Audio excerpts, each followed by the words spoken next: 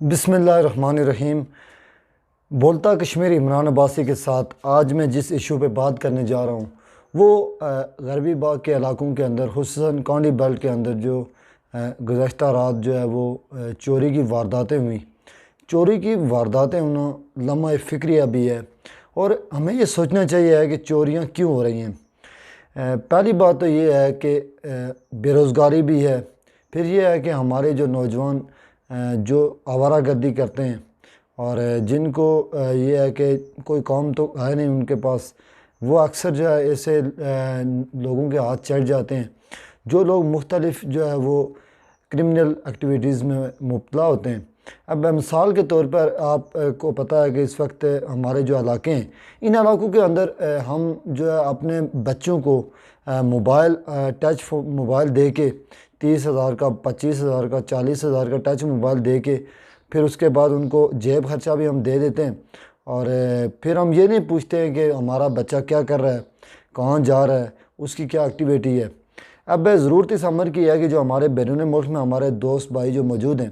کیونکہ اکثر آج تو بیچارے وہ بھی بے روزگار ہیں، لیکن جب روزگار چل رہا ہوتا ہے تو وہ ان کو جو ہے پیسے دیتے ہیں اور پیسے اتنے دیتے ہیں کہ یہ بھی نہیں پوچھتے ہیں کہ تم کہاں خرچ کر رہے ہو۔ اب پرابلم یہ آتی ہے کہ جب بچوں کو پیسے ملیں گے وہ پھر اپنی شوق پورا کرنے کے لیے مختلف جو ہے وہ شوق پال لیتے ہیں، سگریٹ پینا شروع کر دیتے ہیں، اس کے بعد مختلف جو ہے نشے شروع کر دیتے ہیں، پھر یہ ہے کہ پیسوں کا غلط استعمال شروع ہو جاتا ہے۔ آپ کا بچہ جو ہوتا ہے وہ آپ کو نہیں پتہ ہوتا کہ بازار میں کیا کر رہا ہے، کیونکہ ماں کی جو گود میں جب بچہ پرورش پاتا ہے اور پیدا ہونے کے بعد ہی وہ معاشرے سے سیکھتا ہے، معاشرے سے سب کچھ آگے لے کے چلتا ہے۔ کوئی بھی بچہ جو ہے وہ پیدا ہوتے ہی وہ مجرم نہیں ہوتا یا غلط نہیں ہوتا ہے۔ جب حالات اور واقعات جب ہمارے علاقوں کے اندر ایسے ہو جاتے ہیں کہ ہمارے بچے جو ہے وہ غلط راستوں پہ چل نکلتے ہیں۔ میں آپ کو پہلی مثال یہ دینا چاہوں گا کہ آپ کو پتہ ہے کہ جس طرح خربوزے کو دیکھ کے خربوزہ رنگ پکڑتا ہے، اسی طرح ہمارے معاشرے کے اندر جو ہمارے بچے ہیں وہ بچپن سے اسی چیز کو دیکھ کے ان کی تربیت ہوتی ہے جو ان کو ماحول ملا ہوتا ہے۔ اب ہمارے علاقے کے اندر میں نے اکثر دیکھا ہے کہ کچھ لوگوں کے پاس 1 روپے کا وہ کام نہیں کرتے، لیکن وہ موٹر سائیکل لے کے پورا دن وہ بازاروں میں گھومتے رہتے ہیں۔ ان سے پوچھا جائے کہ آپ نے پیٹرول کہاں سے لایا ہے، رات کے بہت سارے لوگ کہتے ہیں جی ہمارے جو موٹر سائیکل کی ٹنکیاں خالی ہو گئی ہیں۔ وہ شاید وہ جو ٹینکیاں خالی ہوتی ہیں رات کے وقت وہ وہی لوگ ہوتے ہیں جو دن کے وقت موٹر سائیکل چلاتے ہیں، کیونکہ جو بیچارے محنت مزدوری کرتے ہیں وہ تو رات کے وقت سوئے ہوتے ہیں، اور میں نے اکثر دیکھا کہ پوری رات موٹر سائیکل گھومتے رہتے ہیں، کوئی ان کو پوچھنے والا نہیں ہوتا ہے۔ اب موٹر سائیکل گھومتے ہوئے وہاں پہ کیا ہو رہا ہے، اس آڑ میں چرس، شراب، دیگر اور بہت ساری وارداتیں جو ہے بے حیائی ہوتی ہے، وہ رات کے وقت ہی ہوتی ہے، اور پھر اللہ تعالیٰ کی طرف سے ہمارے اوپر پھر عذاب آتا ہے۔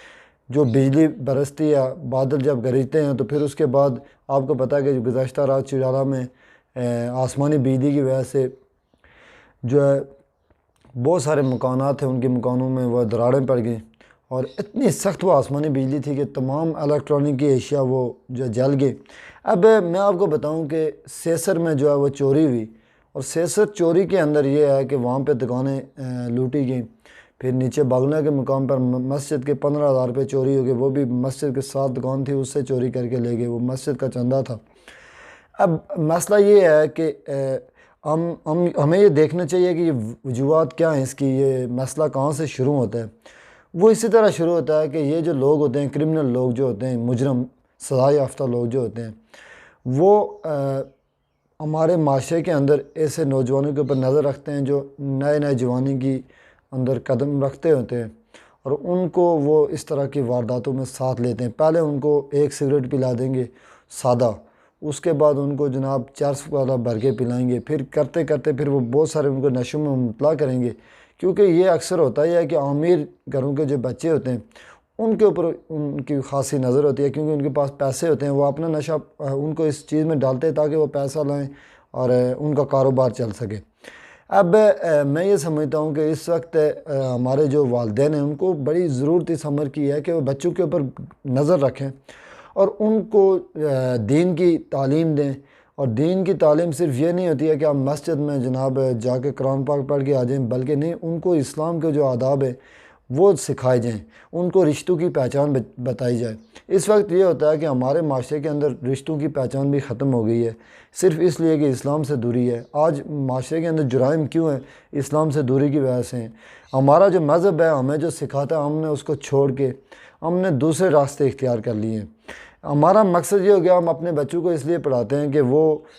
ڈاکٹر بن جائیں، وہ جناب پڑھ لکھ کے کچھ بن کے نوکری کر کے وہ پیسے کمائیں۔ حالانکہ یہ مقصد نہیں ہوا ہے۔ مقصد یہ ہوتا ہے کہ ہم اپنے بچوں کو اس لیے پڑھائیں کہ یہ معاشرے کے اچھے انسان بن جائیں۔ جب وہ اچھے انسان بن جائیں گے، چاہے وہ کسی بھی روپ میں ہوں گے، وہ پھر اس معاشرے کے لیے اچھا کردار ادا کریں گے۔ جب ہم اپنے بچوں کی تربیت اس طرح سے کریں گے وہ اچھے نمبر لیں، اچھے نمبر لینے کا فائدہ نہیں ہے، بلکہ جب ہم یہ تربیت کریں گے ہمارا بچہ اچھی تربیت اس کی ہو جائے تو اچھے نمبر وہ خود بخود لے لے گا۔ لیکن ہماری یہ ترجیح ہوتی ہے کہ ہم بچوں کو کہتے ہیں جی کہ اچھے نمبر نہیں آئے ان کی، پھر ہم ان کو جو ہے بجائے ان کی حوصلہ افزائی کہ ہم ان کو جو ہے ان کی حوصلہ شکنی کرتے ہیں، پھر وہ پڑھائی بھی چھوڑ دیتے ہیں۔ کوئی بھی کام ہے اس کے اندر آپ حوصلہ افزائی کریں گے تو پھر جا کے کام ہوگا۔ میں آپ تمام لوگوں سے یہ اپیل کرنا چاہوں گا کہ ہمارے پرانے زمانے کے لوگ جو تھے وہ کام کرتے تھے۔ جب کوئی بندہ فارغ نہیں بیٹھتا تھا، کوئی کھیتی باڑی کا کام کرتا تھا، کوئی کمانے کے لیے نکل جاتا تھا۔ لیکن آج ایک انار 100 بیمار والی بات ہے۔ آج ایک بندہ کما رہا ہے، 10 گھر بیٹھ کے کھا رہے ہیں، پھر موبائل کے خرچے الگ ہیں، موبائل کا بیلنس الگ ڈالتے ہیں۔ اس کے علاوہ بہت سارے خرچے جو جن کی ضرورت نہیں ہے وہ ہم کرتے ہیں۔ پھر یہ ہوتا ہے کہ ہمارے بچے جو ہیں وہ غلط راستوں پہ نکل جاتے ہیں۔ اب ضرورت اس امر کی ہے کہ ہم اپنے بچوں کو سیدھے راستے پہ لانے کے لیے ان کی جو روزمرہ کا جو ان کا چال چلن ہے، جو ان کا اٹھنا بیٹھنا ہے، ان کو پورا دیکھیں، گھر آنے کا ٹائم کیا ہے، بچہ ہمارا موبائل کے اوپر کتنا ٹائم دیتا ہے، یہ بڑی ضرورت ہے اس کے اوپر چیک اینڈ بیلنس رکھنے کی۔ بعض صورت دیگر میں آپ کو بتاؤں کہ ہماری جو آنے والی نسلیں ہیں وہ چرس مافیا، شراب نوشی والے لوگوں کے ہاتھ چڑھ جائیں گی، پھر ہمارے گھروں کی عزتیں بھی محفوظ نہیں رہیں گی، پھر رشتوں کی پہچان بھی۔ جب نشہ بندے کو ہوتا ہے تو پھر وہ نشہ پورا کرنے کے لیے کسی حد تک بھی جا سکتا ہے، پھر وہ چوری بھی کرے گا، پھر وہ دیگر وارداتیں بھی کرے گا۔ اب ہم نے دیکھنا ہے کہ ہمارے علاقے کے اندر جو بے روزگار لوگ ہیں ان کے لیے ہمیں کوشش کرنی چاہیے، ان کو روزگار کس طرح دیا جائے، ان کو پاکستان کے علاقوں میں باہر بھیجا جائے ملازمت کے لیے۔ میں یہ سمجھتا ہوں جو بچہ پڑھتا نہیں ہے اس کو گھر میں نہیں رکھنا چاہیے، اس کو سیدھا جو ہے وہ کام پہ لگانا چاہیے، ورنہ یہ ہوتا ہے خالی دماغ جو ہوتا ہے وہ شیطان کا گھر ہوتا ہے۔ اور پھر یہ چیز ہے کہ جو بڑی اہم جو میں آپ کو چیز بتانے جا رہا ہوں وہ یہ ہے کہ اس وقت